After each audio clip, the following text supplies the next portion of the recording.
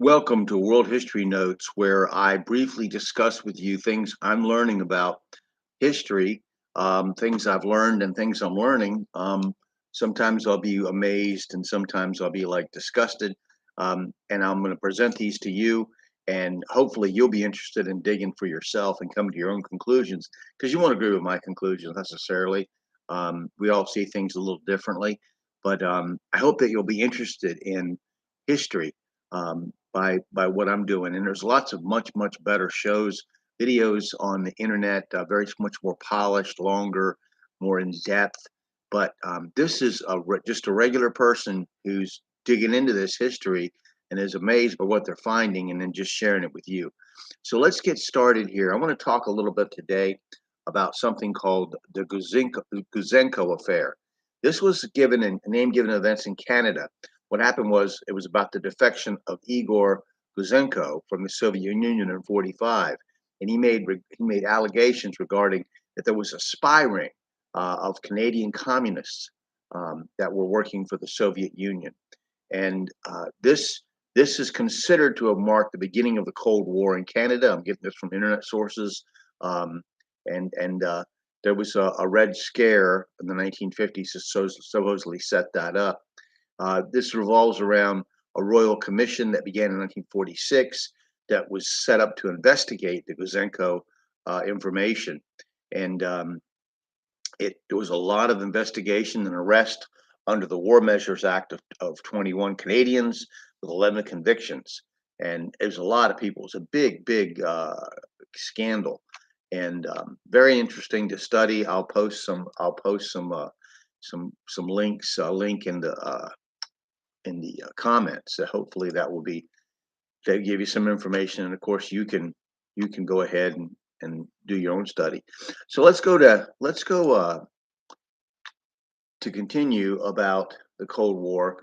I want to talk about inside Soviet Russia a little bit. There is a great source for information on communist crimes in the 20th century entitled The Black Book of Communism: Crimes, Terror, and Repression, which was a famous work in Europe and is an international bestseller.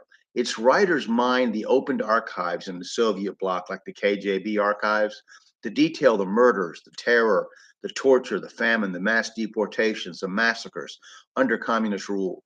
Its editor is Stephen Courtois, who was the director of research at the Centre National de la Recherche Scientifique in Paris and the journal Communisme. Several other noteworthy scholars including Nicholas Wirth, Jean-Louis Penet, Andres Pakowski, Karol Patosek, and Jean-Louis Margolin. Now, this work reports that, and I already told you that a Russian general told the Red Army in the early part of the war that if they were captured, their families would be executed. In the year of victory, 1945, there were over 5.5 million people consigned to camps and gulags in Soviet Russia, forced labor colonies, Soviet prisons, and many more were just shot. 360,000 Russian citizens were repatriated and were sentenced to 10 to 20 years in the gulags for treason. Now, a gulag was a forced labor camp and has become the symbol of Soviet repression in Stalinist Russia and afterwards. One of the great Russian writers on this topic was Russian dissident and writer Alexander Solzhenitsyn, who wrote the famous The Gulag Archipelago. From an internet source, Solzhenitsyn was born into a family that defied the Soviet anti-religious campaign in the 1920s and remained devout members of the Russian Orthodox Church. While still young, though, Solzhenitsyn lost his faith in Christianity, became an atheist, and embraced Marxist-Leninism. While serving as a captain in the Red Army during World War II, Solzhenitsyn was arrested by the SMERSH, SMERSH. That was an acronym that Stalin used. It's called Death to Spies. And it was like three Red Army intelligence agencies designed to keep the Nazis from infiltrating the Red Army.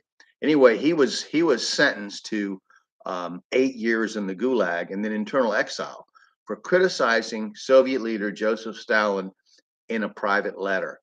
As a result of his experience in prison and the camps, he gradually became a philosophically minded Eastern Orthodox Christian. Now, Stalin was not only trying to subvert the world for the Soviet Union's political philosophy and its interests, but was crushing any dissent at home. One of the popular things for the communists in America is to compare Nazi Germany and the Soviet Union to Jim Crow laws and segregation here in the US. Now, while Jim Crow in the southern United States and the segregation regimes nationwide were grave injustices, there is no comparison with the mass murder and terror that played out in either Nazi Germany or the Soviet Union. So I'm going to stop there, and we're going to continue with events and information about stuff that happened in the Cold War, and so many things that I'm learning that I never heard of and you don't get taught in history books, you don't get taught in school. Just amazing stuff. So I hope that you'll be interested and you'll be doing some digging too. All right. Thank you very much for listening today. Bye bye.